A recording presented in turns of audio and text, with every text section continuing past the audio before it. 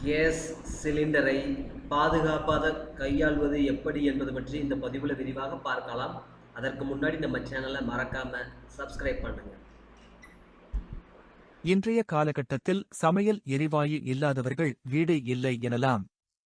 எளிமையாகவும் விரைவாகவும் சமையல் வேலைகளை முடிக்க வேண்டிய அவசர உலகத்தில் உள்ளோம். அவ்வாறு உபயோகிக்கும் கேஸ் சிலிண்டரை பாதுகாப்பான முறையில் கையாள வேண்டும். அடுப்பு எப்போதும் தரை மட்டத்திலிருந்து ஏறத்தாழ 2 அடி உயரத்திலும் சுவரை ஒட்டியும் இருக்க வேண்டும். சிலிண்டரை எப்போதும் பக்கவாட்டில் படுக்க வைக்காமல் நிற்க வைக்க உபயோகிக்க வேண்டும். ஐஎஸ்ஐ முத்திரை உள்ள அடுப்பு, ரெகுலேட்டர் மற்றும் இறப்பர் குழாய்களையும் மட்டுமே பயன்படுத்த வேண்டும். அடுப்பை அணைக்கும்போது முதலில் ரெகுலேட்டர் வால்வை மூடிவிட்டு பிறகு அடுப்பின் வால்வை மூடுவது நல்லது.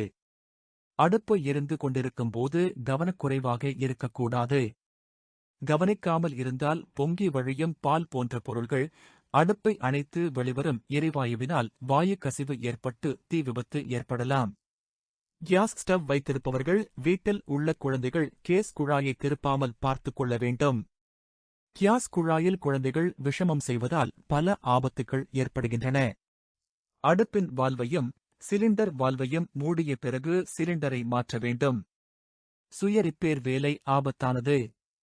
யாரையும் கேஸ் உபகரணங்களை பழுது பார்க்க அனுமதிக்கக்கூடாது. விற்பனையாளர்களிடமே இந்த பொறுப்பை விட்டுவிட வேண்டும். மாற்று சிலிண்டர் இணைக்கும்போது பூஜை விளக்குகள், ஊதுபத்தி அனைத்தையும் அணைத்துவிட வேண்டும். மின்சார இணைப்புகள் இயங்கக்கூடாது. ரப்பர் குழாயில் வெடிப்பு, துளை இருக்கிறதா என்பதை அடிக்கடி பரிசோதித்து பார்க்க வேண்டும்.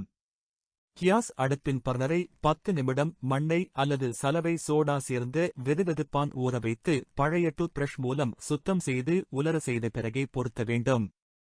கேஸ் சிலிண்டரிலோ ரப்பர் குழாயிலோ கசிவு இருப்பதாக சந்தேகம் தோன்றினால் உடனடியாக கதவுகள், ஜன்னல்கள் அனைத்தையும் திறந்துவிட வேண்டும். எரிந்து கொண்டிருக்கும் அடுப்பு, விளக்கு முதலியவற்றை அணைக்க வேண்டும். சிலிண்டருடன் இணைந்திருக்கும் சேப்பு கேப்பினால் சிலிண்டர் வால்வை அழுத்தி மூட வேண்டும். இது வால்விலிருந்து காஸ் கசிதை தடுக்கும்.